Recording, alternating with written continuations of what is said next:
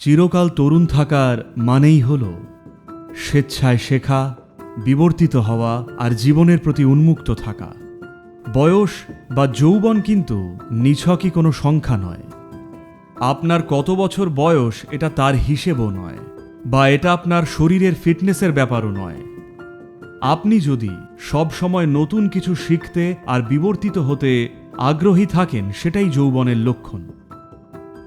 তারুণ্যের অর্থ হল আপনি জীবনকে প্রতি মুহূর্তে অনুভব করে এগিয়ে চলেছেন, যার মানে প্রতিনিয়ত একটা বিবর্তন চলছে, ক্রমাগত একটা শেখার প্রক্রিয়া চলছে। তারুণ্য মানেই হল আপনি আসলে যা তার ক্রমাগত বিকাশ ঘটা। এটা কেবল তখনই সম্ভব যদি কেউ জীবনের প্রতি উন্মুক্ত থাকেন। আর জীবন তো আসলে একটানা শেখারই একটা প্রক্রিয়া। আপনি যদি নিজেকে একটা খোলা দরজার মতো রাখেন, সর্বদা নতুন সম্ভাবনার জন্য প্রস্তুত, সেটাই হলো সত্যিকারের তারুণ্য। তাই চিরকাল তরুণ থাকুন, এমনকি মৃত্যুর মুহূর্তটিতেও। বিশেষ করে মৃত্যুর মুহূর্তে শেখার অনেক কিছু আছে, সে এক নতুন অভিজ্ঞতা। নমস্কার।